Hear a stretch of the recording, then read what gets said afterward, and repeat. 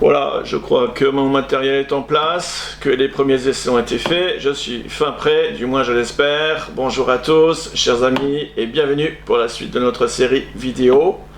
C'est la deuxième vidéo de la troisième partie qui concerne tous les signes précurseurs des événements prophétiques imminents, notamment concernant les 4 cavaliers des 4 premiers sceaux des jugements annoncés par le livre de l'Apocalypse de la Bible, mais aussi les événements, bien sûr, de ceux qui les précèdent. Et pour ceux encore qui veulent se tenir informés de la sortie de mes vidéos, vous pouvez vous abonner directement à ma chaîne YouTube, et de même que ma page Facebook qui est entièrement dédiée à l'actualité du monde en rapport avec les événements de la fin des temps. C'est ce qu'on appelle l'eschatologie. Alors, c'est important car le Seigneur nous demande de veiller et de prier. Et nous ne saurons que mieux le faire que si on est informé de toutes ces choses, que si on s'intéresse au sujet des prophéties, des événements qui sont en cours et je peux vous dire qui sont sur le point d'arriver. Alors, comme je l'ai évoqué dans ma précédente vidéo, nous pouvons déjà entrevoir les prémices de ce 4e cavalier, tout comme celles des 2 précédents. Tous les signes précurseurs sont fortement mis en évidence par les événements que nous pouvons observer depuis le début de cette année. C'est la préparation à l'ouverture imminente des 4 premiers sceaux. J'en suis convaincu. En effet, nous avons vu donc dans la précédente vidéo, puisque je fais toujours un petit résumé des vidéos précédentes pour vous remettre dans le coup. Voilà, donc nous avons vu dans la précédente vidéo que le cavalier rouge s'apparentait en tout point à une arme bactériologique qui se répandrait sous forme de pandémie. Et ce sont précisément les preuves que nous avons apportées au sujet de ce coronavirus. De toute manière, qu'il s'agisse d'une seconde vague pandémique par la Covid-19 ou par un autre virus, la description la plus probable de ce cavalier rouge est une pandémie qui fera beaucoup plus de dégâts que la première vague du premier semestre qui, d'une certaine manière, c'est vrai, avait les apparences d'une grippe saisonnière. Je crois sincèrement que ceux qui la sous-estiment font une grande erreur, car ils ne tiennent pas compte, d'une part, de la réalité des faits sur le terrain, dans les milieux hospitaliers, du moins maintenant c'est plus le cas, mais quand il y avait le pic, je pense que les soignants et les médecins qui se sont occupés des personnes, je dirais, infectées, pourraient vous témoigner de ce qu'ils ont aussi vécu. Et d'autre part, bien aussi, on ne peut pas négliger les prophéties faites à ce sujet. Et c'est justement là mon rôle pour essayer de vous en faire prendre conscience. Alors, le but de ces vidéos est essayer de vous faire prendre conscience donc que si la seconde vague s'apparente au cavalier rouge, alors cette pandémie sera la plus forte de toute l'histoire du monde. Et ce sera, pour moi, je suis convaincu, pour cet automne-hiver. Donc il y a urgence. Nous avons également vu d'autres signes annonciateurs très probants s'apparentant au cavalier noir avec sa balance à la main qui symbolise l'effondrement économique. Alors que les plus grands experts financiers nous alertaient déjà depuis des années sur le risque réel et imminent d'un effondrement, cette première vague nous en a donné un aperçu incontestable. Un autre élément probant pour étayer la prédiction justement de l'effondrement du système économique mondial qui est arrivé à bout de souffle, c'est le fameux grand reset annoncé par le FMI. La réinitialisation du système est, selon les discussions au FMI, la base de la prochaine étape dans la formation d'un système économique mondial et d'une nouvelle gouvernance mondiale. Elle est prévue pour 2021 et cela passe nécessairement par une remise à zéro de tout le système financier actuel, d'où leur expression de grand reset. Et quelle coïncidence, eh bien il le prévoit exactement en accord avec le scénario chronologique que je vous ai développé concernant donc la venue du cavalier noir au début de 2021. En effet, si le cavalier rouge est attendu pour novembre, ben pourquoi pour novembre? Parce que tout simplement, c'est la seconde vague qui devra arriver à ce moment-là, aux environs de novembre. Il y a aussi à cause des prophéties faites à ce sujet, dont j'aurai l'occasion que de revenir. Il y a eu des visions, des songes, des personnes qui ont parlé de ça et qui viennent confirmer également tout ce que j'ai reçu dans mon esprit. Donc voilà pourquoi novembre, et donc si le cavalier rouge est attendu à ce moment-là pour novembre, cela nous donne une idée assez précise du moment de la manifestation du cavalier noir, du cavalier blanc et des événements qui les précèdent. Voilà, c'est pour ça qu'on est sur toute cette partie-là. Mais de toute façon, nous verrons tout ceci dans la prochaine vidéo. Alors, dans cette vidéo, nous étudierons les signes avant-coureurs du 4e cavalier de couleur verdâtre, des préparatifs en cours en vue de l'ouverture imminente du 4e sceau. Et vous allez voir que ce n'est pas rien. Ce sceau apparaît comme, dans l'Apocalypse, le plus terrible de tous, car ce cavalier verdâtre est nommé la mort. Et le séjour des morts l'accompagne. J'ai donc consacré une vidéo entière parce qu'il se manifestera par 4 fléaux causant des millions de morts sur son passage, et ça c'est certain. Et nous finirons cette série des 3 sources prédictives par la dernière vidéo de cette 3e partie, les signes précurseurs du cavalier blanc donc. Car il est question du nouvel ordre mondial selon les prophéties bibliques, mais aussi de l'apparition de l'Antichrist et de ses plans machiavéliques. Le 4e sceau, eh bien, le cavalier verdâtre et ses signes avant-coureurs. Quand il ouvrit le 4e sceau, j'entendis la voix du 4e être vivant qui disait « Viens », en parlant à Jean. Je regardais, l'apôtre Jean, je regardais et voici parut un cheval d'une couleur verdâtre, vert pâle, tacheté. Celui qui le montait se nommait la mort, et le séjour des morts l'accompagnait. Le pouvoir leur fut donné sur le quart de la terre pour faire périr les hommes par l'épée, par la famine, par la mortalité et par les bêtes sauvages de la terre. Nous savons, par le livre prophétique de Zacharie au chapitre 6, que ce cavalier a pour champ d'action les pays du Sud. Or, il y a actuellement un phénomène sans précédent en Afrique de l'Est, qui s'est répandu sur 4 continents et continue s'annoncer sans qu'apparemment rien ne puisse l'arrêter. Je suis convaincu que cela aboutira à la venue imminente du 4e cavalier de l'Apocalypse au courant de l'année 2021.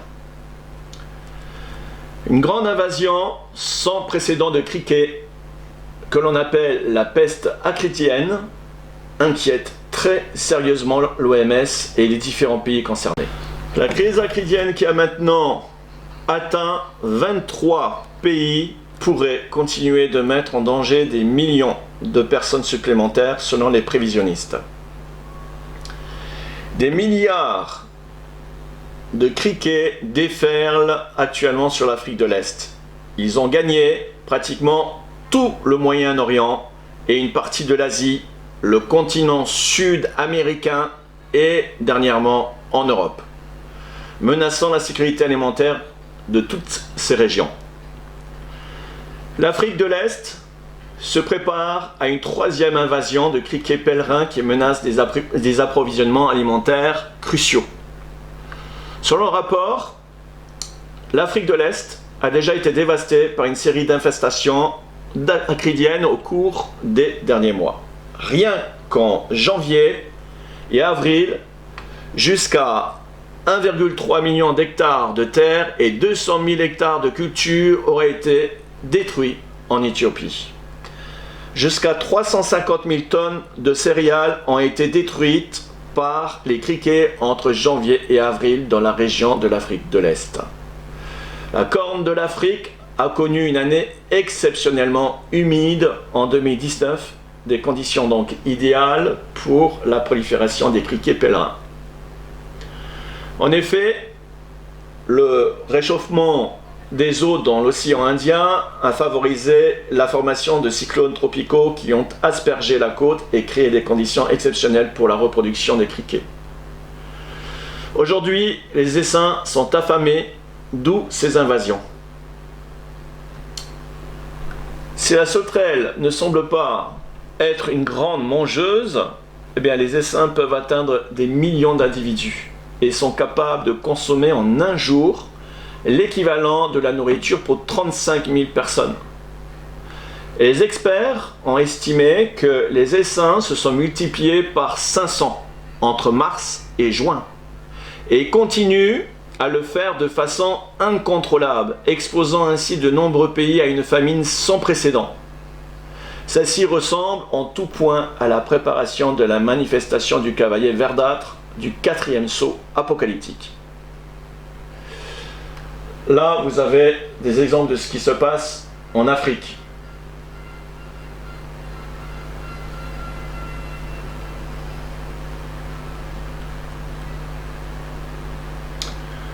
En Afrique et au Moyen-Orient.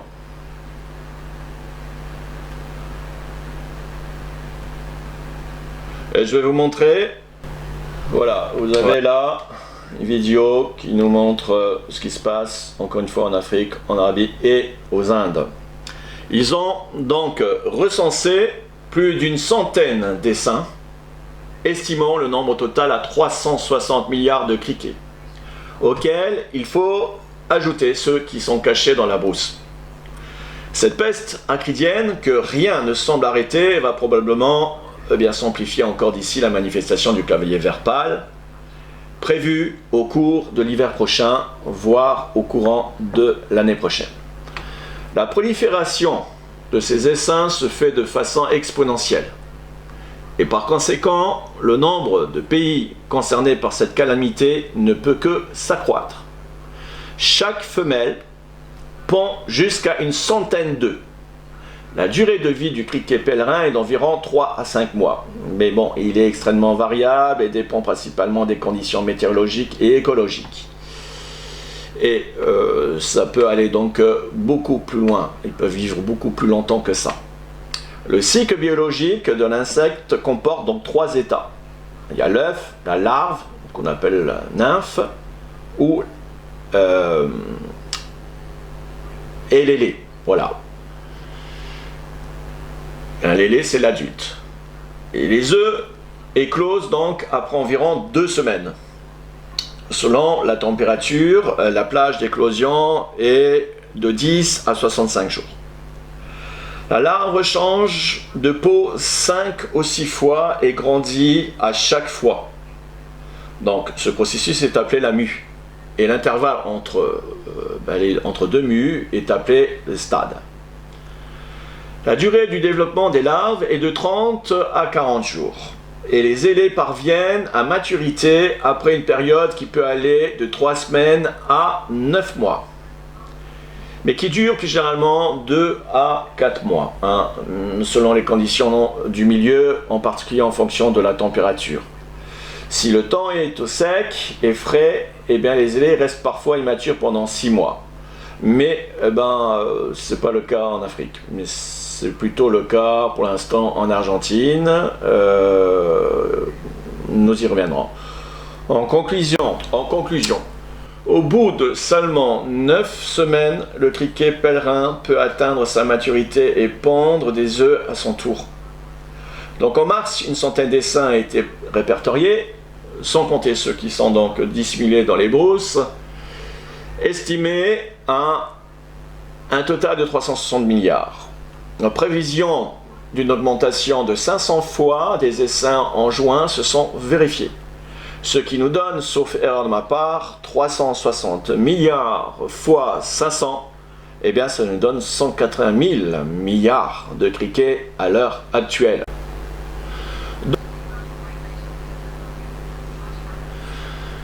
Donc d'ici le premier trimestre 2021, période supposée de l'apparition du cavalier vert pâle, si les conditions climatiques leur sont favorables, leur nombre augmentera de 3 nouvelles générations pour atteindre des milliers de milliards de criquets. Si cette peste acridienne Eh bien, la future œuvre du cavalier verdâtre, comme tout semble l'indiquer, les millions investis par la communauté internationale pour la lutte contre ce fléau ne parviendront jamais à éradiquer cette invasion. Les milliards de criquets éliminés par insecticides ne sont qu'un infime pourcentage des milliers de milliards de criquets qui sont maintenant dispersés dans les zones si étendues que seule la météo ou une intervention divine pourront mettre fin à cette invasion. Les faits et les chiffres parlent d'eux-mêmes. Rien de tel de mémoire d'homme ne s'est produit jusqu'à maintenant. Et le pire reste à venir, car ce sont les préparatifs du cavalier de la mort qui prouvent sa venue imminente. Bien sûr, on n'entend pas parler de ces choses à la télévision, ou pratiquement pas, aussi peu par rapport finalement à l'importance, l'ampleur de ce problème. Et pour cause, c'est encore tout simplement la raison que c'est la préparation du cavalier de la mort. Dans le sud, dans le ouest de l'Asie, de nombreux essaims nés au printemps ont migré vers la frontière indo-pakistanaise, avant les pluies de la mousson, de sorte que certains essaims ont continué vers l'est jusqu'aux États du Nord et que quelques groupes ont atteint le Népal. Ces essaims retourneront au Rajasthan avec le début de la mousson dans les prochains jours pour rejoindre d'autres essaims arrivant d'Iran et du Pakistan, qui devraient être complétés par des essaims de la Corne de l'Afrique vers la mi-juillet. Voilà, vous avez une premier document qui nous montre le cycle donc du criquet. Dans les conditions bien sûr optimales, le criquet pèlerin change à la fois de couleur, de comportement à mesure qu'il devient plus grégaire. Et vous avez son cycle, comme je l'ai expliqué tout à l'heure, en passant donc des œufs à l'étape de la larve, qui finit par muer donc 5 à 6 fois jusqu'à devenir des ailés, des adultes à maturité, pour à leur tour donc devenir des reproducteurs. Alors, la prochaine carte, c'est une carte de la propagation donc actuellement des criquets pèlerins sur la partie donc tout ce qui concerne l'Inde en passant par le Pakistan, le Moyen-Orient et la Corne de l'Afrique de l'Est. Et la future extension donc évolue vers l'ouest du continent africain, touchant en tout un quart de la population mondiale comme dans la prophétie du 4e sceau. Voilà, maintenant, lisant cela, je regardais et voici parut un cheval d'une couleur jaunâtre pâle. Le cheval est de couleur chloros en grec, ce qui signifie vert jaunâtre pâle. Le cavalier vert jaunâtre pâle d'Apocalypse 6 est identifié comme étant les chevaux tachetés dans Zacharie 6, verset 6. Et si vous doutez encore que cette peste acridienne est le jugement du 4e sceau, regardez, observez bien les sauterelles en question qui se préparent à ravager les récoltes de tous les pays du Sud. Non seulement elles sont d'un vert jaunâtre pâle, mais en plus elles sont tachetées comme dans les descriptions de l'apôtre Jean et du prophète Zacharie. De plus, dans la Bible, la sauterelle est souvent comparée à des chevaux. Et le prophète Joël nous prophétise cet aspect du jour de l'Éternel du cavalier verdâtre. Ah ouais, il y a vraiment un texte très intéressant qui exactement est destiné pour notre génération, pour la fin des temps, pour ce qui est en train d'arriver. Et je vais vous le lire, nous allons le lire ensemble, c'est très intéressant. Sonnez de la trompette en Sion. Faites-la retentir sur ma sainte montagne, que tous les habitants du pays tremblent. Car le jour de l'Éternel vient, car il est proche, jour de ténèbres et d'obscurité, jour de nuée et de brouillard. Comme l'aube du jour s'étend sur les montagnes, voici un peuple nombreux et fort, tel qu'il n'y en a point eu dans tous les temps et qu'il n'y en aura plus dans la suite de génération en génération. De quoi s'agit-il? C'est une prophétie de la fin des temps, comme l'indique l'expression jour de l'Éternel. Et une de ces étapes qui comme le contexte le montre, concerne une période d'invasion sans précédent. Et plus loin, le lien est fait avec cette peste acridienne, comme nous allons le lire. Un feu dévore devant lui, et derrière lui, une flamme consume. Avec lui, le pays était un jardin d'Éden, après lui, c'est un désert affreux. Et il n'y a rien qui lui échappe. Leur aspect est comme l'aspect des chevaux, et ils s'élancent comme des cavaliers. Les criquets sont souvent comparés aux chevaux, parce qu'ils ont une tête qui leur ressemble. C'est comme un bruit de char, quand ils bondissent au sommet des montagnes, comme le pétillement d'une flamme de feu qui dévore du chaume. C'est comme un peuple puissant rangé en bataille. Devant eux, les peuples tremblent. Tous les visages pâlissent. Ils courent comme des hommes vaillants. Ils montent sur la muraille comme des gens de guerre. Ils marchent chacun en son rang et ne s'écartent point de leur route. L'un ne presse point l'autre. Chacun poursuit sa voie et ils se précipitent au travers des traits. Ils n'interrompent point leur marche. Ils se répandent dans la ville, courent sur les murs, montent dans les maisons, ils entrent par les fenêtres comme le voleur. Quand ils arrivent dans un village ou une ville, c'est une vraie invasion. Ils se faufilent partout et dévorent tout ce qui se trouve sous leurs dents. Et le verset 10, devant eux la terre tremble, les cieux sont ébranlés, le soleil et la lune s'obscurcissent et les étoiles retirent leur éclat. Ça, c'est l'effet de grands essaims en vol quand ils se déplacent. Ils forment des nuées au point de provoquer la nuit en plein jour.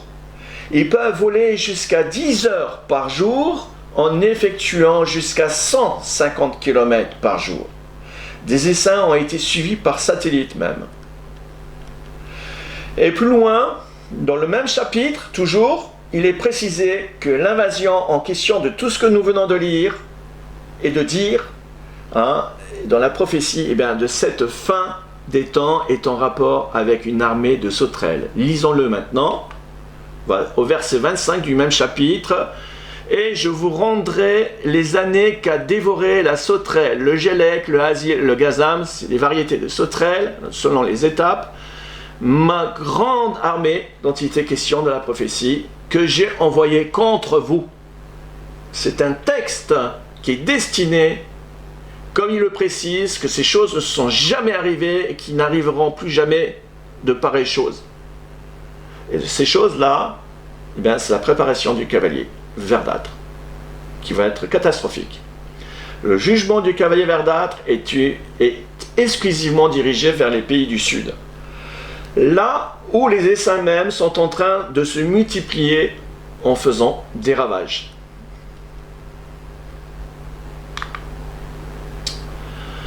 Quant aux chariots où sont les chevaux noirs, ils sortent vers le pays de l'Aquilon et les blancs sortent après eux, mais les mouchetés ou les tachetés, selon les traductions, sortent vers le pays du Midi.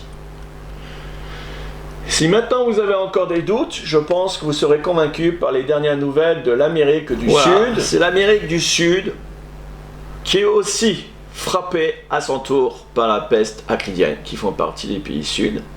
Ça fait depuis déjà quelques mois, et il y a des essaims qui se sont formés et qui sont maintenant en train d'envahir, ils sont même de plusieurs millions de criquets à envahir l'Argentine et le Paraguay.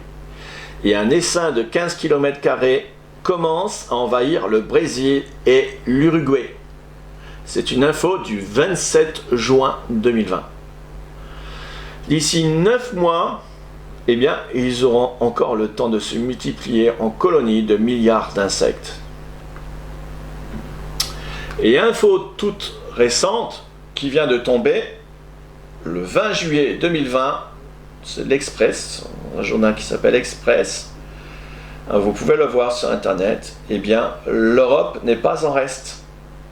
Une invasion de peste acridienne a commencé en Italie. Des milliers de criquets ont provoqué des ravages après leur descente en Sardaigne, obligeant plusieurs maires de la région à déclarer l'état de catastrophe naturelle et appellent à une action immédiate de la Communauté européenne.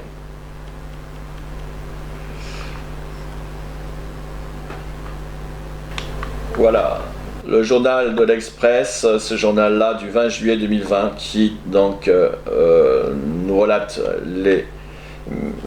cette invasion et les dégâts provoqués sur toute la Sardaigne et dans plusieurs régions.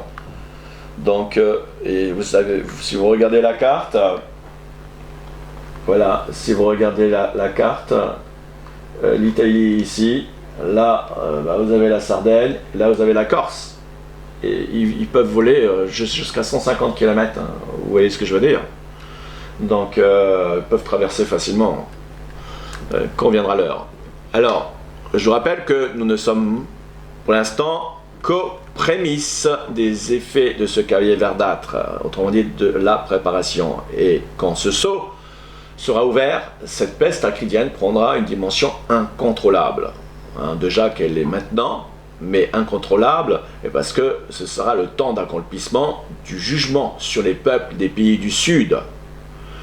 Et ce sera surtout sur les récoltes et sur tout ce qu'ils peuvent ravager. Et ce cavalier qui monte, ce cheval vert pâle, jaunâtre, se nomme la mort. Et le séjour des morts l'accompagne. Le pouvoir leur fut donné, c'est-à-dire au cheval et à son cavalier, suivi du séjour des morts, sur le quart de la terre pour faire périr les hommes. Je suis toujours demandé ce que voulait dire le quart de la terre.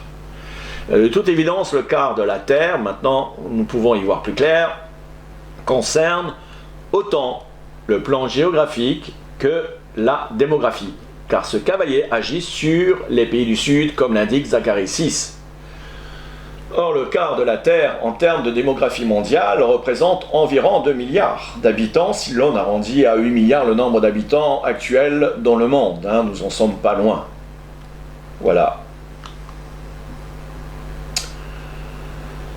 Comprenons aussi ceci. Le nombre d'habitants total des régions du Sud concernées par ce jugement avoisine donc les 2 milliards. Là, je vous ai fait une petite carte avec les différents endroits où les pestes ont commencé. Je n'ai pas rajouté la Sardaigne, mais vous avez bien vu. Ce qui revient à dire que le cavalier de la mort et le séjour des morts exerceront leur jugement sur une partie correspondant donc au quart de la population mondiale dans le secteur des pays du Sud, représentant le quart de la planète. Voilà. Voici maintenant les 4 fléaux du cavalier verdâtre qui accompagneront donc ce jugement. Leur pouvoir leur fut donné sur le quart de la terre pour faire périr les hommes par l'épée, la famine, la mortalité et par les bêtes sauvages de la terre. Alors nous allons voir des choses intéressantes si vous êtes patient et si vous êtes persévérant jusqu'au bout. Premier fléau, voilà, c'est donc l'épée. L'épée peut représenter donc des conflits entre nations ou entre individus, voire groupes d'individus. En temps de grande disette, la population a faim et les gens sont parfois prêts à s'entretuer pour de la nourriture. C'est ce que nous avons également vu avec le cavalier rouge. Mais là, ce sera pareil avec le cavalier vert pour les pays du Sud, puisqu'ils sont aussi concernés par la pandémie. Et pour ce qui est de s'entretuer, eh bien, il va bien falloir qu'ils défendent au prix de leur vie pour protéger leurs récoltes, leur bétail et leurs réserves. Dans les régions des pays du Sud, il faut inclure le Moyen-Orient également. Donc, nous savons que les tensions sont palpables entre Israël et ses voisins. Le traité de l'alliance de paix qui sera auparavant conclu par l'Antichrist pour une période probatoire de 7 ans concerne des Palestiniens et Israël, et non pas l'Iran, la Syrie et la bande de Gaza, qui resteront toujours une menace potentielle pour Israël, et plus que jamais même. Voilà, d'où les conflits donc très probables dans la première partie de la tribulation, jusqu'à ce que les armées de la bête s'imposent en deuxième période dans ces régions. Ce qui se finira en une troisième guerre mondiale en fin de la tribulation. En effet, La Troisième Guerre mondiale est clairement représentée par la 6e trompette. Et la 5e trompette étant les armées de la bête au Moyen-Orient, le roi du Nord de la prophétie de Daniel 11:40, qui est l'Antichrist, fondera sur le roi du Sud qui l'aura provoqué. Il y a actuellement de nombreux conflits également qui sont en cours dans la Corne de l'Afrique, comme le témoigne cette carte. Et ce jugement va certainement amplifier également les choses. Autant ici et dans d'autres pays d'Afrique, il y a également d'autres pays d'Afrique, et surtout également au Moyen-Orient. Les conflits représentent l'épée du second fléau. Pourraient donc concerner les pays comme la Corée également du Nord et du Sud, mais aussi la destruction de Damas, inscrite par la prophétie d'Ésaïe 17, qui n'a pas encore été accomplie et qui pourrait l'être à ce moment-là. C'est ici que moi, je vois cette prophétie s'accomplir. Bien que la Bible nous dit que tous les tours, toutes les villes du monde vont tomber. C'est dans le 7e fléau, 7e coupe de colère, qu'on appelle 7e fléau de jugement, qui sera donc dans les 30, après les 2000, après les 7 ans, et dans les 30 jours des 75 jours. Mais les conflits, pour ce qui est de cette épée-là, du cavalier verdâtre, seront très localisés, comme éventuellement entre aussi l'Iran et Israël. Car la Troisième Guerre mondiale n'éclatera pas avant la 6e trompette, je le dis et je le redis, c'est-à-dire la dernière année de la tribulation des 7 ans, et là je suis affirmatif.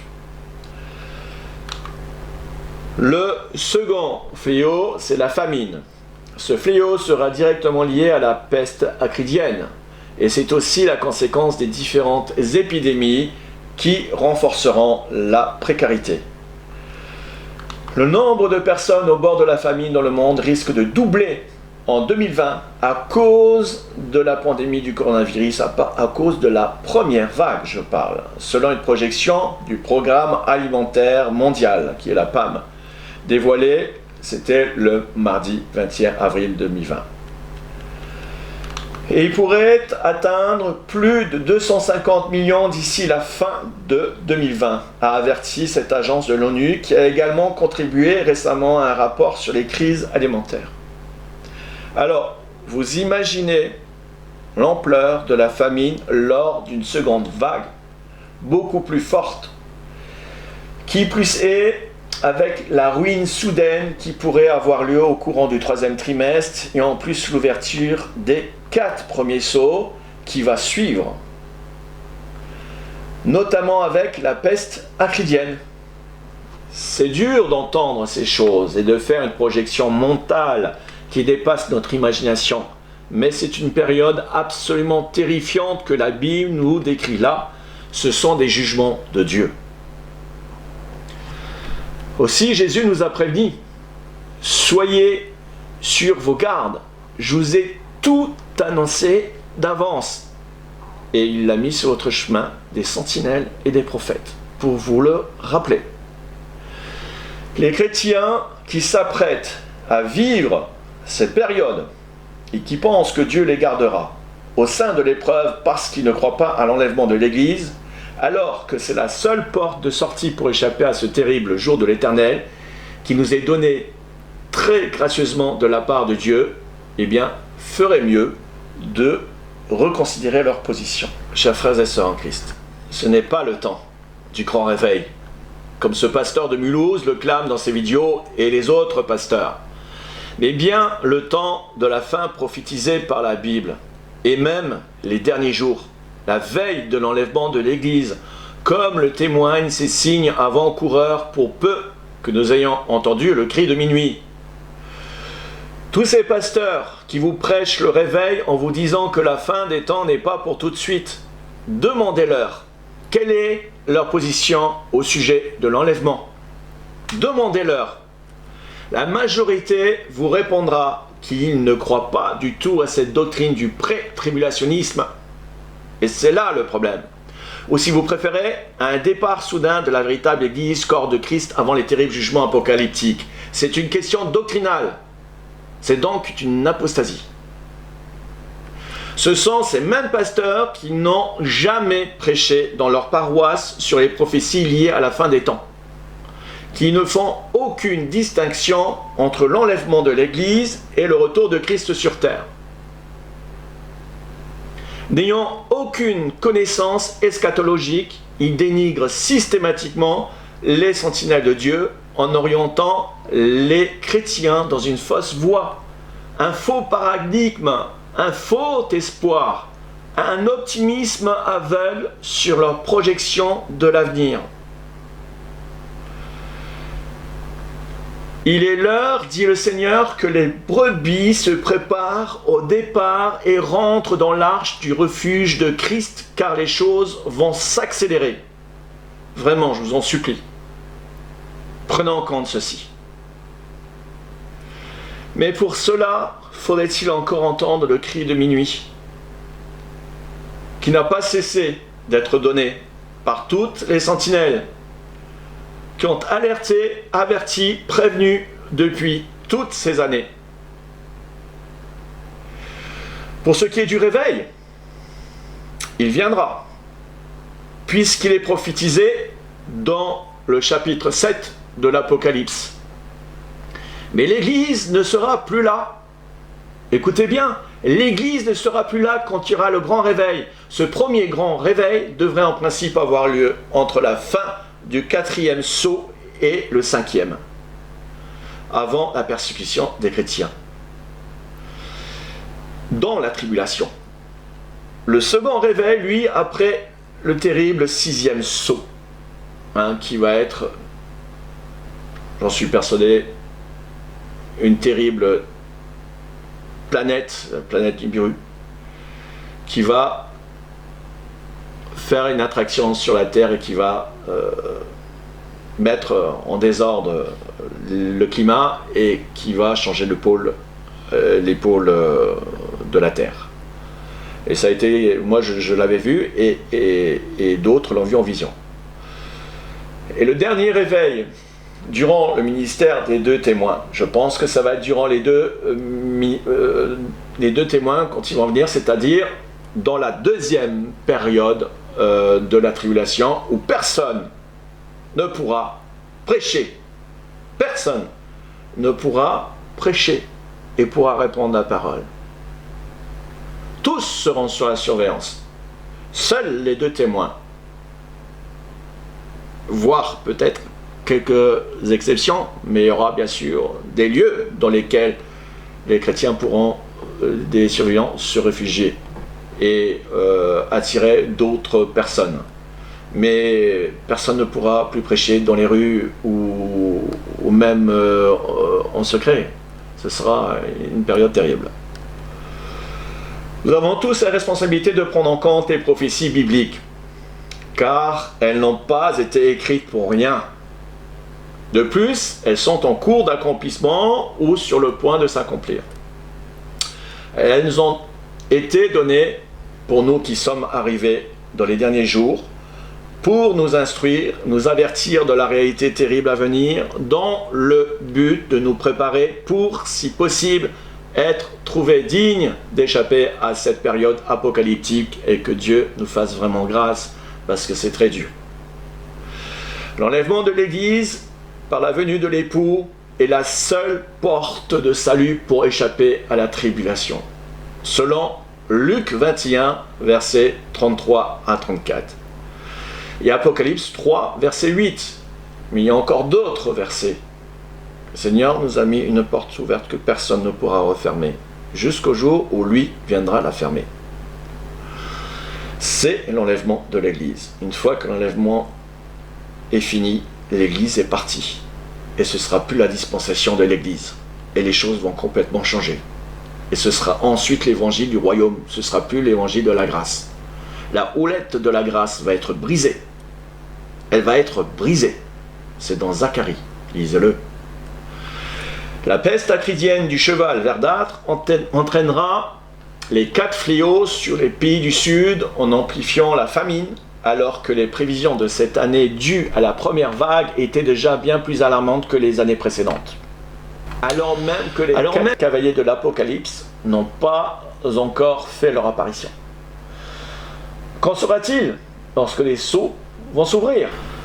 Le Comité international de la Croix-Rouge, CICR, craint que les nouveaux essaims n'entraînent une destruction générale des cultures et n'aggravent encore davantage l'insécurité alimentaire déjà préoccupante, surtout dans les zones en proie au conflit que je vous ai montré tout à l'heure sur la carte.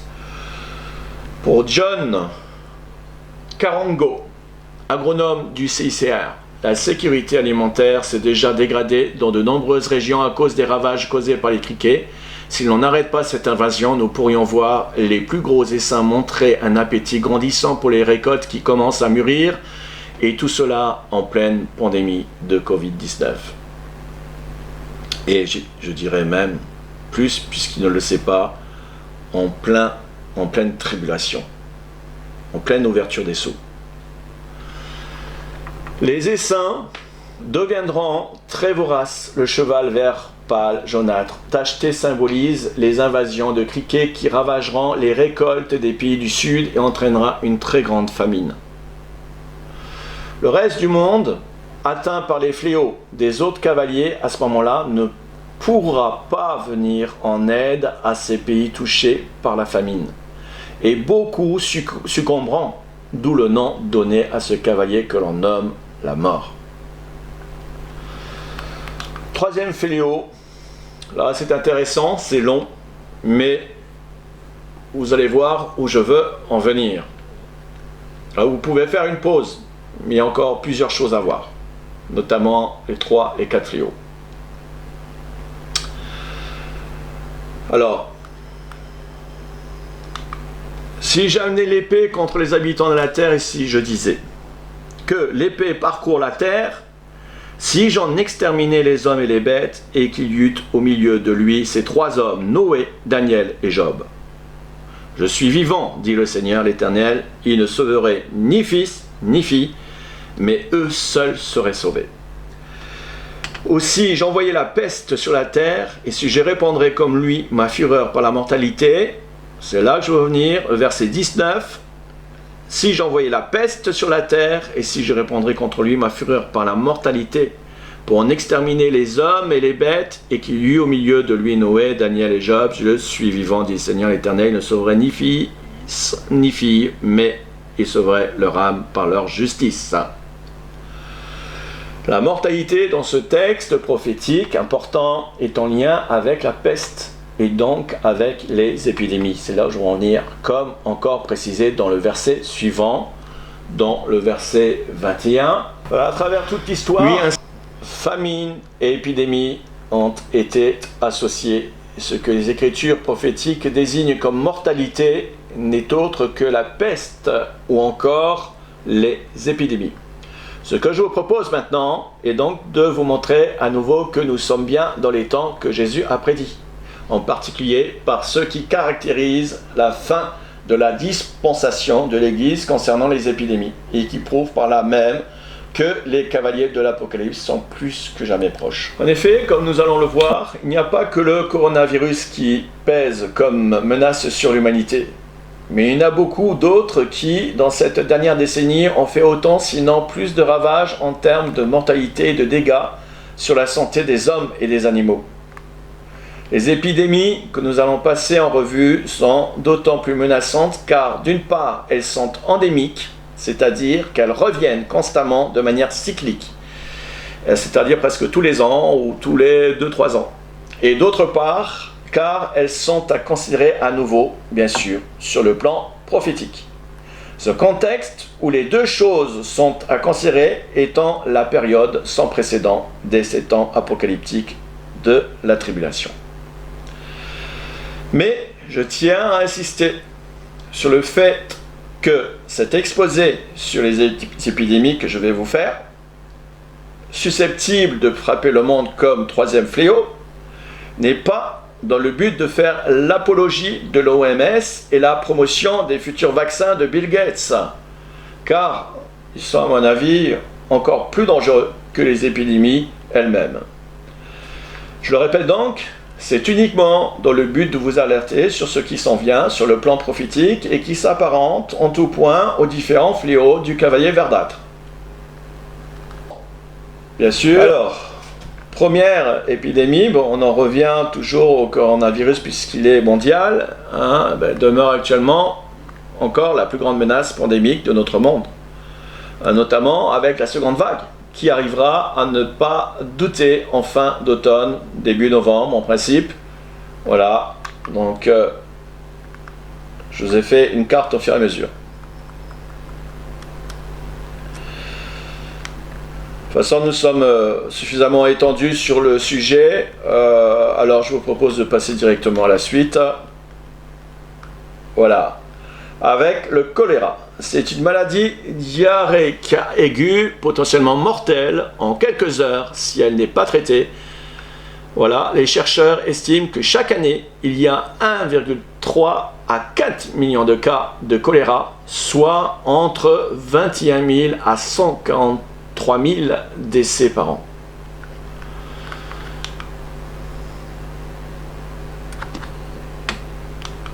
La fièvre hémorragique de Crimée-Congo. Alors là, c'est un virus qui provoque de graves flambées de fièvre. Il a un taux de mortalité pouvant aller jusqu'à 40%. Le virus de la FHCC se transmet à l'être humain soit par les piqûres de tiques, soit par contact avec du sang ou des tissus d'animaux infectés. Voilà, environ 500 morts par an dus à ce virus. De nombreux cas ont été rapportés cette année en Turquie. Oui, tout dernièrement, il y a eu plusieurs cas en Turquie. Donc, l'épidémie d'Ebola, ça c'est pas rien, c'est un virus qui provoque une fièvre hémorragique souvent mortelle chez l'homme. Il est transmis aux humains par des animaux sauvages et se propage par transmission interhumaine. Donc, le 31 mai 2020, l'OMS a reçu des informations selon lesquelles 4 décès avaient été signalés encore le 18 et le 30 mai, dans le quartier Air de la République démocratique du Congo. Quant à l'épidémie de 2014, eh bien, on estime, voilà, à 20 000 le nombre de morts auxquels il faut rajouter plusieurs milliers de personnes avec des séquelles graves. Est-ce que ma caméra fonctionne toujours? Oui.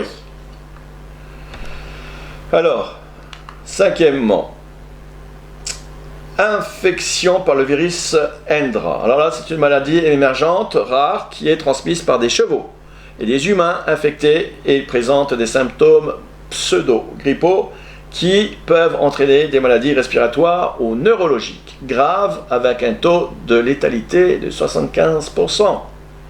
C'est pas rien. Et il n'existe pas de vaccin ni pour l'homme ni pour l'animal. Et là, il y a des cas chaque année en Australie. La fièvre de Lassa, c'est une maladie hémorragique virale aiguë causée par le virus de Lassa.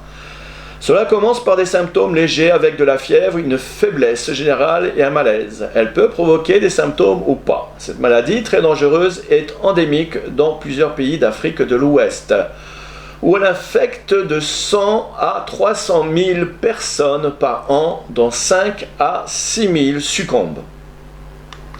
Il n'existe à ce jour aucun vaccin contre ce virus qui représente non seulement un problème de santé publique, mais qui de plus fait partie des agents potentiellement utilisables pour le bioterrorisme.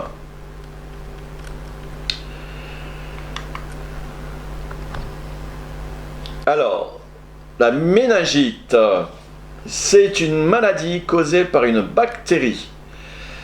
Les symptômes courants comprennent un cou raide, une forte fièvre, une hypersensibilité de la lumière, de la confusion, des maux de tête et des vomissements. La méningite, méningocoque, eh bien, est observé partout dans le monde, mais c'est dans la ceinture de la méningite qui s'étend de l'Afrique subsaharienne du Sénégal, donc à l'ouest, et jusqu'à l'Éthiopie à l'est, que le fardeau de la maladie est le plus lourd. Environ 30 000 cas sont encore signalés chaque année dans cette zone. Et dans le monde, eh bien, les infections méningo-cocciques sont endémiques. Oui, 500 000 cas par an selon l'OMS, sachant que le taux de létalité est de 50% si la maladie n'est pas traitée. Et comme il risque de ne plus y avoir de médicaments quand les choses vont arriver, voilà, je vous laisse, il faut toujours se projeter dans ce contexte. Alors, je vous ai épargné les images les plus... parce que ça fait des dégâts pour certaines de ces maladies. Je vous ai vraiment épargné des images qui font très mal à voir, qui sont vraiment très dures à voir. Alors, le monkeypox. Le monkeypox est une maladie similaire, mais moins grave que la variole. Elle est aussi appelée variole du singe. Les symptômes donc comprennent de la fièvre, des maux de tête, un gonflement des ganglions lymphatiques et de multiples lésions pustuleuses sur le corps. Pas belle à voir, des maux de dos et des douleurs musculaires et un manque d'énergie. Les autorités sanitaires de la République démocratique du Congo ont notifié plus de 5000 cas de monkeypox en 2019. Voilà, maintenant, infection par le virus Nipah. C'est un virus transmis des animaux aux humains. Les symptômes vont de 0 à une infection respiratoire aiguë et une encéphalite mortelle. Les premiers symptômes peuvent comprendre de la fièvre, des maux de tête, et je passe. Il y a de chaque année en Inde, il y a des cas chaque année en Inde et au Bangladesh. Donc des sources médiatiques rapportent une infection de nouveau par le virus Nipah dans la ville de Khulna, en Bangladesh. Actuellement, je parle bien. Oui, la peste, une maladie qui n'a pas disparu. Oui, qui se manifeste sous plusieurs formes, bubonique, septicémique et pneumonique. Initialement, elle ressemble à la grippe. Commence par de la fièvre, des frissons, des maux de tête et dans le corps, ainsi que la faiblesse, des vomissements et des nausées. La peste subsiste à l'état endémique, c'est-à-dire qu'il revient continuellement dans différentes régions du monde. Elle continue à sévir notamment dans les régions d'Afrique, d'Amérique et d'Asie. Il y a plusieurs cas actuellement suspects en Chine et en Mongolie qui inquiètent beaucoup les autorités. La tularemie. C'est une maladie bactérienne que les humains contractent s'ils sont mordus par des anthropodes, c'est-à-dire des tiques, et par contact direct avec des animaux ou des matières animales infectées, ainsi qu'en mangeant des aliments contaminés, en buvant de l'eau contaminée ou en inhalant de l'air contaminé. Bon, les symptômes sont des ulcères au site de la morsure, oui, menant à une gorge douloureuse et des ganglions lymphatiques ont fait dans le cou, donc des nausées, des vomissements, de la diarrhée, des douleurs abdominales et une conjonctivite. Elle est mortelle dans 60% des cas et des cas ont été rapportés aussi en août 2019 en Espagne et en Italie. Eh oui. Fièvre jaune. Voilà, la fièvre jaune, c'est une infection virale transmise par des moustiques infectés, ça il y en a beaucoup. De nombreuses personnes ne présentent aucun symptôme au départ, mais les patients infectés peuvent présenter de la fièvre, des douleurs musculaires, des maux au niveau du dos, des maux de tête, une perte d'appétit, des nausées et des vomissements. La fièvre jaune est une maladie endémique qui est présente dans une quarantaine de pays de l'Amérique latine, l'Amérique du Sud et de l'Afrique subsaharienne. Voilà, l'Organisation mondiale de la santé estime que 200 000 personnes sont infectées chaque année par la fièvre jaune et que 30 000 en meurent. Il existe plus d'une centaine de virus pathogènes pour l'homme transmis par les moustiques et le plus redouté est celui responsable de la fièvre jaune. Voilà. important, la fièvre jaune. Alors, maladie à virus Zika. Qu'est-ce que c'est? Une infection donc virale causée par des moustiques. La plupart des patients sont asymptomatiques, mais ceux qui développent des symptômes souffrent de fièvre, d'éruption cutanée, de conjonctivite, de douleurs musculaires et articulaires, voilà, et j'en passe. C'est vraiment terrible. La dernière épidémie était en 2015-2016 au Brésil, et depuis, il y a quelques cas isolés. Mais ils craignent toujours ce type de maladie. En fait, ça va piquer les animaux et après ça va piquer les humains. Voilà, c'est moustique. Fièvre de la vallée du Rift. 14e. Donc, qu'est-ce que c'est? C'est une maladie causée par un virus transmis par les moustiques encore et les mouches qui se nourrissent de sang. Les symptômes sont généralement légers, allant de l'absence de symptômes détectables à de la fièvre, des douleurs musculaires, des douleurs articulaires et des maux de tête. La dernière épidémie était à Mayotte, l'été dernier. Voilà. Donc, voilà. 15e, la dengue, ou appelée grippe tropicale. C'est une maladie transmise par la piqûre d'un moustique encore, du genre Aedes, porteur de l'un des 4 virus de la dengue. Il n'y a pas de transmission directe de personne à personne, mais cette infection provoque un syndrome de type grippal et peut évoluer à l'occasion donc vers des complications potentiellement mortelles, appelées dengue sévère. L'organisation panaméricaine de la santé, OPS, disait s'attendre en février à un nombre élevé de cas de dengue dans la région en 2020. Ouais, là, il y a eu effectivement un début d'épidémie de cette année. En 2019, 255 des 192 malades recensés en Amérique centrale sont décédés et 22 y ont succombé pour 9600 infectés dans les 6 pays d'Amérique centrale en début de cette année. Ouais, déjà 22. Alors, maladie à virus de Marburg. Alors, le virus Marburg est un virus endémique encore dans plusieurs pays d'Afrique. Il est nommé d'après Marbourg, la ville allemande, où il est apparu en Europe. Des gens peuvent le contracter en cas d'exposition prolongée à des mines ou des grottes habitées par des colonies de chauves-souris Rosetus, la Rosetus.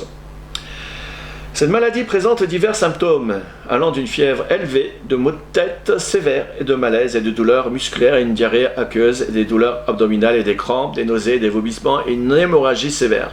Il est très difficile de la différencier du virus Ebola.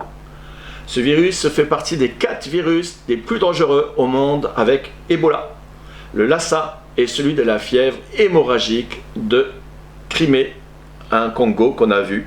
Ils font tous l'objet de recherches par crainte d'une attaque terroriste. Le 17 octobre 2017, l'Ouganda a signalé à l'Organisation mondiale de la santé les débuts d'une épidémie de maladie à virus Marburg. Dans l'est du pays, voilà, 3 personnes seraient mortes. La létalité est globalement évaluée à une fourchette de 23-90%. Alors, celui-là, vous le connaissez bien, le chikungunya. C'est une maladie virale transmise à l'homme par des moustiques infectés.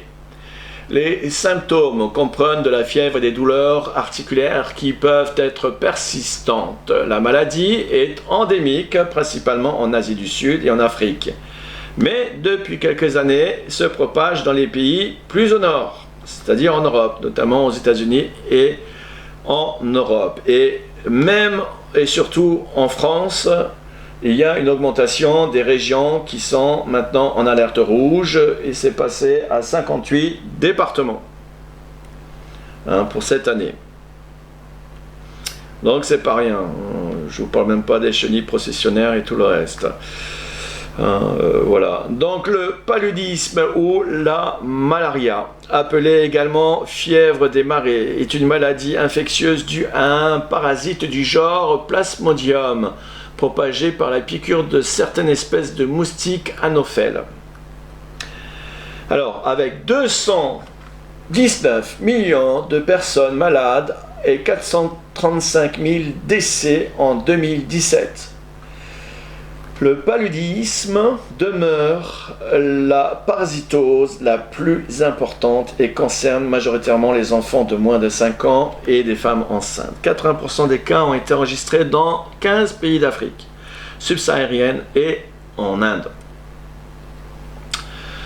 L'Organisation mondiale de la santé, je sais bien qu'aujourd'hui on n'a pas trop envie de les entendre, mais bon, a averti que le nombre de décès causés par le paludisme en Afrique subsaharienne pourrait doubler pour atteindre 769 000 morts en 2020, car les efforts pour lutter contre la maladie sont perturbés par la pandémie du coronavirus.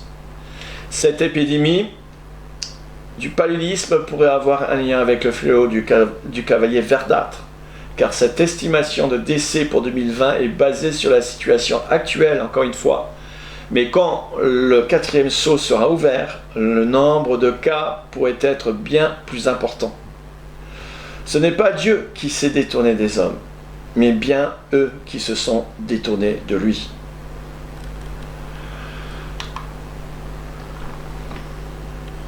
Le virus de la Rose River. Le virus de la rivière Rose est la maladie transmise par les moustiques la plus importante sur le plan épidémiologique en Australie.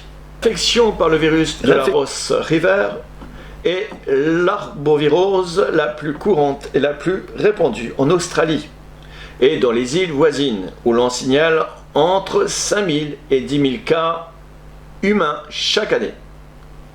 Les épidémies surviennent généralement après de fortes pluies, le facteur de risque le plus important contribuant à plus de 90% des éclosions importantes. Lorsque la densité des moustiques vecteurs est élevée, les chercheurs soupçonnent que le virus provienne des kangourous, des marsupiaux et d'autres rongeurs sauvages.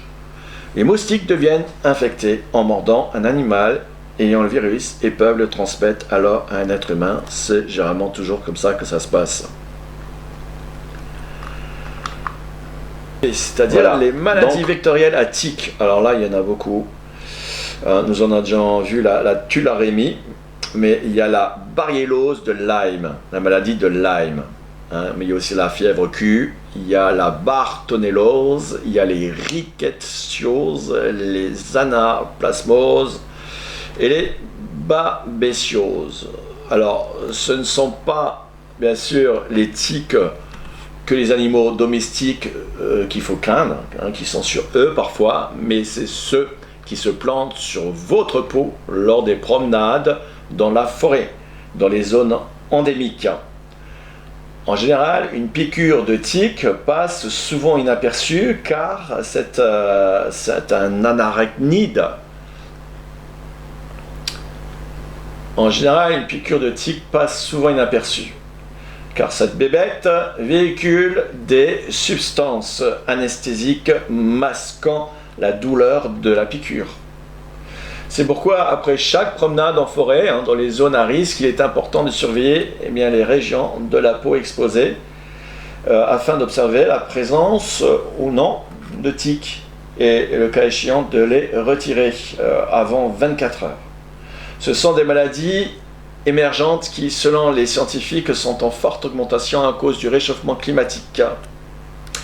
Et les symptômes de la maladie de Lyme et des infections à tiques peuvent se manifester tardivement.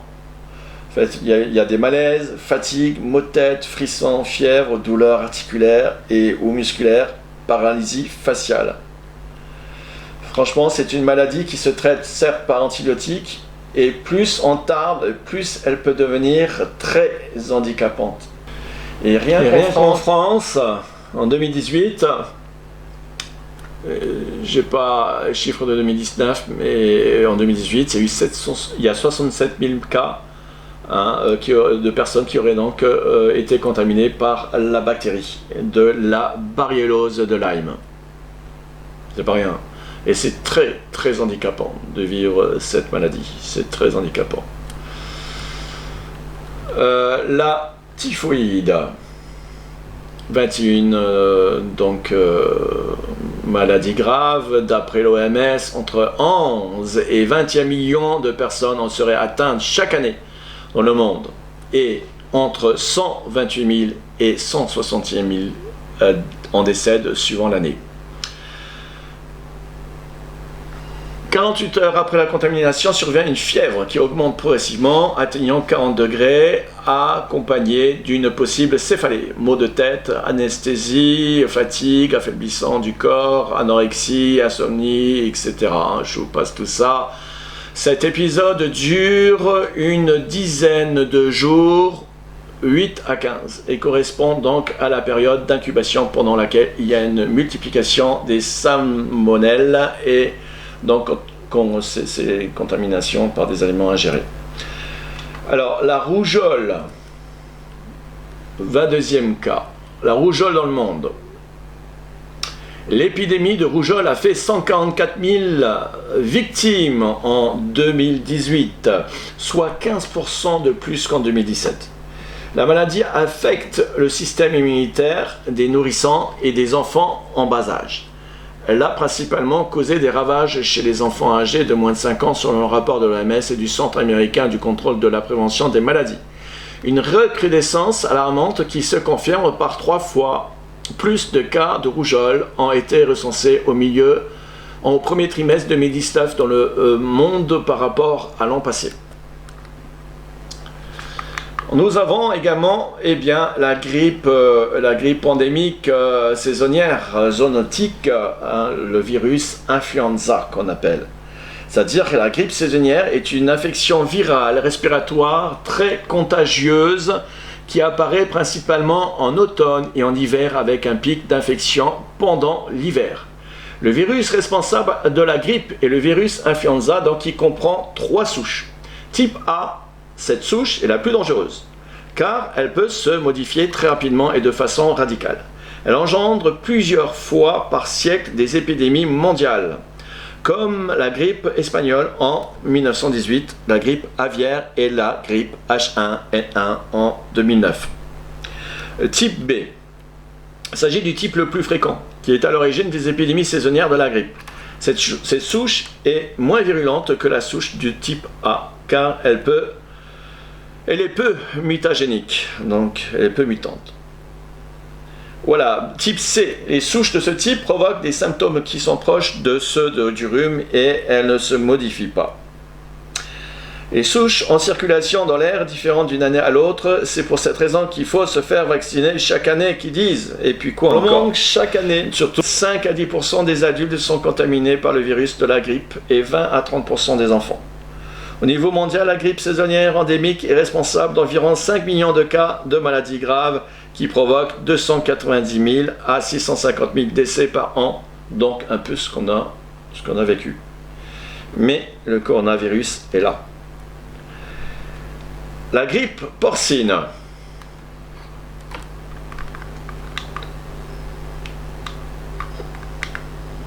Voilà, la grippe porcine. Et là, j'attire votre attention sur cette découverte récente. Car des chercheurs ont découvert une souche de virus de grippe porcine tout récemment en Chine présentant toutes les caractéristiques, c'est du 30 juin, toutes les caractéristiques capables de provoquer une future pandémie. Selon une étude parue dans la revue scientifique américaine, le virus s'appelle G4 et descendent génétiquement de la souche H1N1 à l'origine d'une pandémie en 2009, qui a été donc en 2009. Et ils possèdent tous les traits essentiels montrant une haute adaptabilité pour infecter les humains, écrivent les auteurs, donc des scientifiques issus de l'université chinoise et du Centre de la prévention et de lutte contre les maladies chinoises. Le virus serait donc déjà passé chez les humains, rapportent les scientifiques. Mais il n'y a pas de preuve qu'il peut être transmis d'humain à humain. C'est aujourd'hui leur crainte. Alors, les pandémies se produisent quand les virus, quand les virus de grippe A avec un nouvel antigène de surface HA deviennent capables de se transmettre d'humain à humain.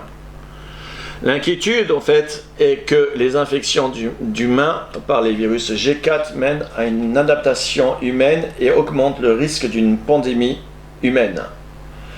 Autrement dit, l'association de la grippe saisonnière plus la grippe porcine pourrait reproduire la pandémie H1N1 de 2009, mais en pire. Voilà ce qu'ils craignent.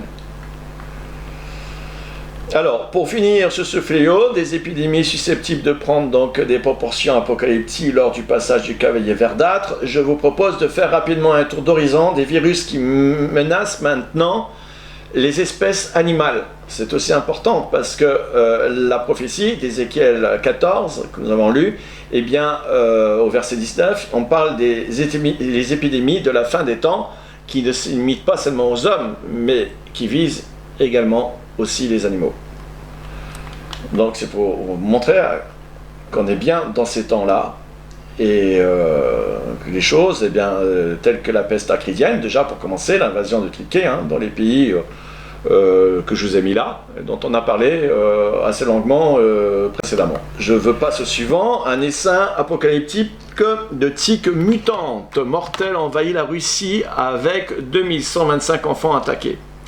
Dans la région de Krasnoïarsk, il y a, je ne sais pas si je le dis comme il faut, pourtant j'ai du sang russe, il y a, plutôt ukrainien, il y a 428 fois plus de tiques que d'habitude, suscitant des craintes de maladies de Lyme et de tiques, dont 2125 cas impliquant des enfants.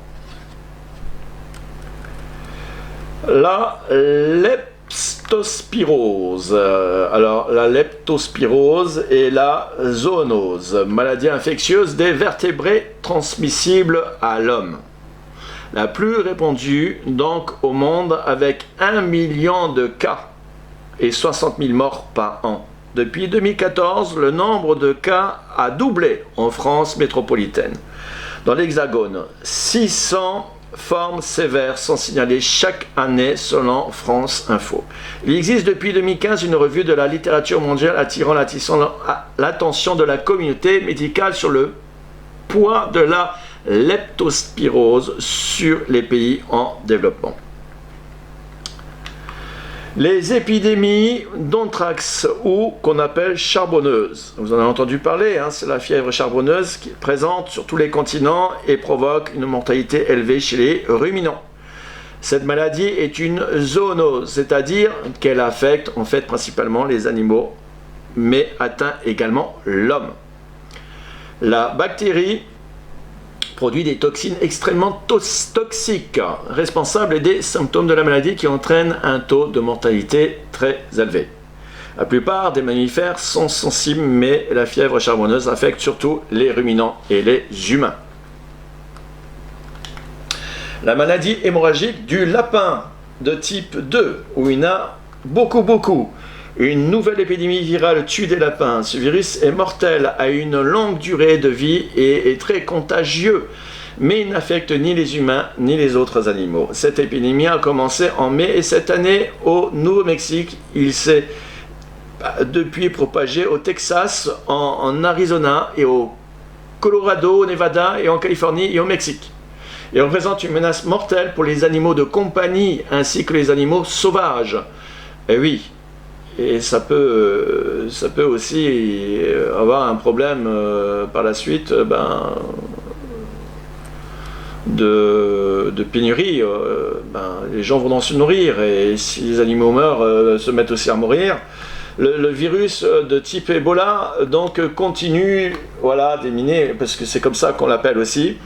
De type Ebola c'est Ebola pour les animaux, continue d'éliminer des milliers et des milliers de lapins de compagnie dans le sud-ouest des États-Unis. L'hépatite E transmise par les rats, ça c'est important, dans le monde cette maladie touche 20 millions de personnes chaque année, entraînant la mort de 44 000 personnes. J'aurais pu les mettre dans l'autre partie concernant des maladies. Voilà, en France, cette maladie se répand entre 2006 et 2016. Le nombre de personnes contaminées est passé de 583 à 76 000 cas, principalement dans les régions du sud. La progression est donc exponentielle. L'hépatite E est causée par un virus qui se transmet par la consommation d'eau et d'aliments souillés par voie féco-orale, principalement dans les pays d'Asie et d'Afrique où le niveau d'hygiène est bas. Cependant, depuis le début des années 2000, il a fait son apparition dans les pays industrialisés comme la France. Le syndrome de paralysie du loriquet. Le virus mystérieux continue de paralyser et de tuer des centaines de loriquets en Australie, comme si l'Australie n'avait pas assez eu de catastrophes ces derniers temps. Maintenant, selon un rapport du Daily Mail, eh bien, des centaines de loriquets arc-en-ciel tombent du ciel, laissés paralysés et tués pour une mystérieuse maladie qui continue à se propager à un taux alarmant. Donc, une invasion de frelons meurtriers aux États-Unis menace abeilles et hommes. C'est mon micro qui ne veut pas rester collé. Alors, des chercheurs américains ont tiré la sonnette d'alarme sur la présence de frelons meurtriers. Ces derniers peuvent être mortels pour l'homme et constituent une grande menace pour les populations d'abeilles, a rapporté le New York Times. Et ouais, ça va mal dans le monde. Voilà, encore des milliers de guêpes géantes s'abattent sur l'Angleterre, le royaume de la bête, en avril 2020. Les chercheurs japonais transforment les moustiques en vaccins volants. Alors écoutez bien, c'est quand même l'homme, c'est pas rien. Les chercheurs prétendent que les moustiques vaccinateurs ne peuvent pas être relâchés dans la nature pour vacciner les populations humaines, et ce pour des raisons éthiques. Les moustiques transgéniques pourront toutefois servir à vacciner les animaux. Espérons que les moustiques sauront faire la différence entre l'animal et l'humain. Ils ont lâché des millions et des millions de moustiques comme ça. D'autant plus que des moustiques sont vecteurs de maladies graves parce qu'ils piquent d'abord les animaux infectés pour ensuite piquer l'humain. Nous savons qu'un projet financé par la fondation Bill Gates, tiens, encore, par le département américain de la défense et par le NIH, a reçu le feu vert pour relâcher 750 millions de moustiques transgéniques en Floride et au Texas. L'objectif du relâchement de ces hordes de moustiques transgéniques est de stériliser des femelles sauvages, et ce en vue de combattre la dengue, le chikungunya, la fièvre jaune et les virus Zika. Ils ont produit une lignée de moustiques transgéniques ou génétiquement modifiés, si vous préférez, et les résultats de leurs expériences de stérilisation synthétique suggèrent que les mâles transgéniques induisent la stérilité des femelles par accouplement. Mais cette expérience a déjà été tentée au Brésil durant ces 2 dernières années. En résumé, je vais vous le résumer, des disséminations de moustiques génétiquement modifiés ont eu lieu dans une ville à Jacobina, au Brésil, afin d'éradiquer donc une partie de la population de moustiques et de limiter le risque de maladies infectieuses. Eh bien, les gènes qui ne devaient pas pouvoir se transmettre se sont malgré tout transmis à la population de moustiques autochtones de la région. Et donc, après avoir intégré d'autres souches modifiées dans la région, une population comportant 3 types de génomes modifiés différents est apparue. Et l'impact sur la santé publique reste à ce jour inconnu. Mais ça a toujours des conséquences dans le temps. Et c'est tout récent ça, c'est tout récent que ces choses arrivent. Alors la grippe aviaire. Eh oui, il y a la grippe aviaire qui est une infection provoquée par des virus grippaux de type A, et en particulier par les souches de type H5, H7, H9. Cette infection peut toucher presque toutes les espèces d'oiseaux sauvages ou domestiques. Elle est généralement asymptomatique chez les oiseaux sauvages, mais peut devenir fortement contagieuse et entraîner une mortalité extrêmement élevée dans les élevages industriels de poulets et de dindes, d'où son nom de peste aviaire ou d'Ebola du poulet. Autrement dit, si les oiseaux sauvages sont infectés, ce virus grippal est une menace constante pour toutes les volailles d'élevage. Et depuis plusieurs semaines, des foyers de grippe aviaire, voilà, H5N8, ont été détectés dans les élevages en Pologne, Slovaquie, Hongrie et Roumanie, mais aussi dans la faune sauvage en Pologne. Et oui, je ne sais pas si vous vous rappelez, ils ont dû éliminer des élevages en entier en France l'année dernière, je crois que c'était l'année dernière. Des élevages entiers, pas seulement en France, en Allemagne, en Angleterre. Donc, alors, les scientifiques, pour la vache folle maintenant, la vache folle, ouais, cas typique. Encore, on croyait que c'était fini. Les scientifiques pensent que l'USB est surtout propagé en donnant à manger aux bovins, oui, différentes farines de viande dérivées d'animaux abattus comme les moutons, les chèvres et d'autres bovins. Oui, sont des herbivores, on leur donne de la viande, des carcasses de viande, de farine. Connaissant l'origine de cette maladie, elle a été en principe éradiquée après avoir abattu tous les troupeaux concernés, jusqu'au jour où, bien sûr, des éleveurs en conscience recommenceront. La maladie a fait, au 24 janvier 2017, 223 victimes humaines dans le monde, dont 177 au Royaume-Uni et 27 en France. Un cas atypique de maladie de la vache folle a été détecté en Suisse en février 2020. Comme quoi, on se demande ce que cela donnerait en période de crise majeure. Une épidémie de Newcastle en Tunisie et en Algérie. En avril 2020, des animaux, des oiseaux précisent dans un communiqué que ces signalisations concernaient des puffins de Scopoli. Bref, je vais passer, mais il y a eu 100% de mortalité et il y a eu je ne sais pas combien d'oiseaux morts. Ces pauvres bêtes. 14e, les hécatombes d'oiseaux un peu partout dans le monde, comme aux Pays-Bas en février 2019. Comme aussi 1 million d'oiseaux tués par un blob dans l'océan Pacifique en janvier 2020. C'est cette année.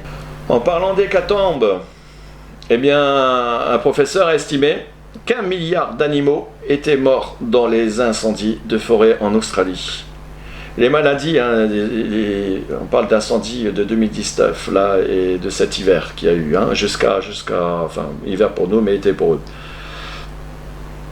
Jusqu'à là, janvier, même de cette année, janvier-février, ça n'avait pas arrêté. Alors, les maladies épidémiques sont des événements cycliques qui amènent souffrance et mort depuis toujours, surtout dans les régions les plus pauvres et les plus démunies de structures en hygiène ou sanitaire. Mais il me paraît important de considérer le contexte apocalyptique auquel le monde sera confronté et donc des risques que plusieurs épidémies endémiques se réveillent en même temps en raison de la famine et des sécheresses causées par la peste acridienne. Voilà où je voulais en venir. Je vais finir rapidement par le 4e fléau du cavalier verdâtre, qui sont les attaques des animaux sauvages. Les animaux les plus dangereux de la planète, au sens où ils causent chaque année le plus grand nombre de morts,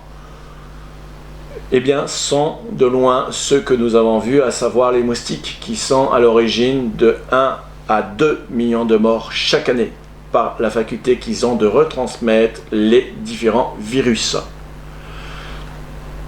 Viennent aussi les serpents venimeux, qui sont responsables de la mort d'environ 125 000 personnes par an sur l'ensemble de la planète.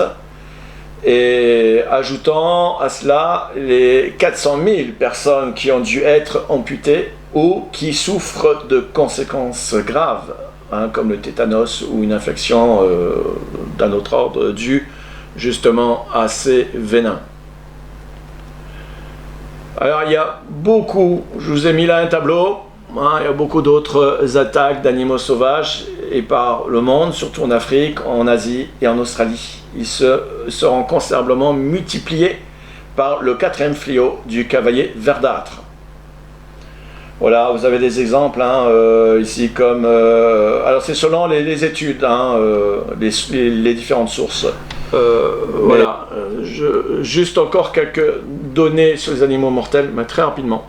Il y a de ce qu'on appelle les gyomélmithiases, qui sont parmi les infections les plus courantes dans le monde et touchent des communautés les plus pauvres et les plus défavorisées. Elles sont dues à différentes espèces de vers parasites. En fait, ce sont des vers parasites. Et il y a beaucoup de sortes. Elles sont transmises par des œufs présents dans les excréments humains qui contaminent le sol, là où l'assainissement laisse à désirer. Pourquoi je note ça? Parce qu'il y a 1,5 milliard de personnes, soit près de 24% de la population, qui sont atteintes de ces vers. hein, c'est Joël Miltias, et qui sévissent donc dans toutes les régions tropicales et subtropicales, et surtout en Afrique subsaharienne, dans les Amériques, en Chine, en Asie orientale, et les schistosomiases infectent, c'est une autre catégorie donc de vers parasites qui en 2004 avaient infecté près de 3,7 milliards de personnes et qui tuent annuellement 135 000 personnes, dont 60 000 par l'arcasis. Hein, voilà.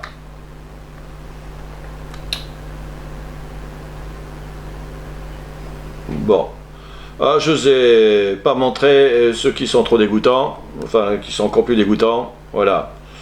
Bon, chers amis, voilà, j'en ai fini. J'en arrive à ma grande conclusion, parce que qui est importante, hein, avant d'entamer le cavalier blanc pour la prochaine fois. Alors, voici tout d'abord un avertissement du Seigneur.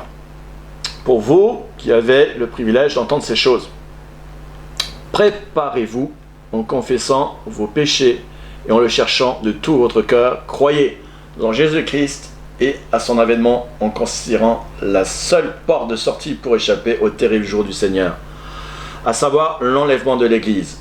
Aussi des provisions, plus que jamais, car les lendemains vont être redoutablement apocalyptiques. Considérez que déjà aujourd'hui, des essaims géants de criquets de la taille des grandes villes dévorent les cultures en Afrique, au Moyen-Orient et en Asie, hein, et même ça commence en Europe.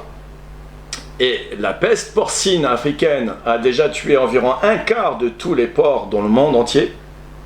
Et les conditions météorologiques folles ont fait des ravages dans les cultures partout sur la planète. En février-mars, eh bien, j'ai senti l'urgence de devoir avertir au maximum pour faire des provisions pour 2 à 3 mois. C'était jusqu'à maintenant, en raison de toutes ces projections prophétiques, je vous invite vraiment à faire des provisions, non pour 3 mois, ni même pour 6 mois ou 1 an, mais pour 7 ans, si vous pouviez le faire. Ah, bien sûr que la plupart ne pourront pas le faire parce qu'il reste peu de temps, mais je le dis pour ceux qui peuvent le faire. Ce n'est pas de la collapsologie que je prêche, même si ça y ressemble pour certains, mais c'est de l'eschatologie. Et quand les choses vont commencer, et c'est imminent, elles vont durer 7 ans, plus environ 4 mois. Et il n'y aura pas beaucoup de répit entre les différents fléaux. La possibilité pour ceux qui n'auront pas participé à l'enlèvement de l'Église de faire des provisions alimentaires ou de s'organiser pour vivre en autarcie est ténue. J'en reparlerai dans ma prochaine vidéo lorsque nous aborderons le premier saut qui nous reste à voir avec le cavalier blanc. Mais bien insensé et calopsologue et chrétien qui ne croient pas à l'enlèvement de l'Église, à la porte de sortie que Dieu nous met devant nous. Mais les survivalistes, cependant, sont moins quand même insensés que les autres. Il faut bien le reconnaître. Alors, je ne vous encourage pas à devenir survivaliste, comprenez bien, mais à considérer que les provisions que vous faites aujourd'hui pourront servir à vos familles, en témoignage de votre estime et amour pour eux. Si vous n'en avez pas les moyens, encouragez-les à faire des provisions en prenant en considération que la seconde vague va être bien pire que la première vague. Hein? Parce qu'ils en entendent parler de la seconde vague et ils savent que ça va certainement venir, ils doivent en prendre conscience, ils n'arrêtent pas d'en parler. Il vaut mieux faire des provisions que même s'il ne se passe rien, que de ne pas en faire du tout, que si ça se passe. Il faut toujours partir de ce principe-là. Rappelez-vous ce que Joseph a fait pour le peuple d'Égypte dans le but de sauver sa famille. Par un concours de circonstances, il est arrivé donc en Égypte et il est était le premier conseiller de Pharaon. Et étant averti par Dieu, il a reçu la sagesse de préconiser de faire des provisions pour les 7 années de famille qui allaient sévir dans toute la contrée. Et si la Bible donne cet exemple, c'est parce qu'il est très, très représentatif, très pertinent de ce que le monde va connaître comme famine dans cette période qui nous attend. Que nous dit la Bible ? Elle nous donne 2 raisons imparables sur la nécessité de nous préparer sur tous les plans, y compris de faire des provisions. Premièrement, la période de 7 ans nous prédit une épidémie mondiale avec le cavalier rouge et la famine avec les cavaliers noirs et verdâtres dans la première partie de la tribulation. Ce qui signifie que déjà à ce moment-là, il sera difficile de faire des stocks en prévision de la deuxième période à cause de la dépression et de l'inflation, des prix et la dévaluation de la monnaie, etc. Et qui sera encore plus difficile et restrictive à tous les niveaux et surtout d'un point de vue alimentaire. En effet, dans la seconde période de la tribulation, qui durera aussi 1260 jours, après la première, il restera encore 1260 jours, où plus personne ne pourra ni acheter ni vendre sans avoir la marque de la mort et de la condamnation éternelle que la Bible appelle la marque de la bête. Rien que pour cette première raison, ça j'en parlerai dans la prochaine vidéo, mais rien que pour cette première raison, tous devraient faire des provisions et il reste peu de temps. La seconde raison biblique est que Jésus lui-même nous a prédit des signes avant-coureurs dans Luc 21, 11, afin de nous préparer en vivant d'une manière digne pour échapper au jour terrible du Seigneur décrit dans Luc 21, verset 34. En effet, dans Luc 21, verset 11, il nous prédit que dans les temps qui précèdent la période des 7 ans de tribulation, c'est-à-dire notre époque maintenant, qui est la fin de la dispensation de l'Église, il y aura des événements incertains qui bouleverseront le monde. C'est ce que nous sommes en train de vivre. Il y aura de grands tremblements de terre. C'est parti en exponentiel. Il n'y a jamais eu autant de tremblements de terre dans le monde depuis les 5-10 dernières années. Jamais. C'est multiplié par 300. Il y a des pestes, donc des épidémies et des famines que nous voyons, que nous avons vues, et qui sont en augmentation. Et il y aura des phénomènes terribles et de grands signes dans le ciel. Cette expression peste au pluriel est définie pour nous prédire des épidémies, chose que nous avons pu constater durant ces dernières années et que nous constatons tout particulièrement cette année, comme exposé dans cette vidéo. La peste ou les épidémies sont toujours associées à la famine, puisqu'elle en est la conséquence. Ce sont des choses que nous pouvons constater cette année avec des prévisions du programme alimentaire mondial en lien avec les effets de la première vague. Et je finirai donc cette vidéo en vous faisant une prophétie. Le monde ne redeviendra plus jamais comme avant. Plus jamais comme avant. Pour les raisons que j'ai évoquées dans ces vidéos et celles encore à venir. Et les choses vont s'accélérer très rapidement jusqu'à la ruine soudaine. Il suffit de constater toutes les mesures gouvernementales en nous imposant un nouveau mode de vie par la distanciation sociale, le port du masque en plein été alors que la première vague est retombée en Europe.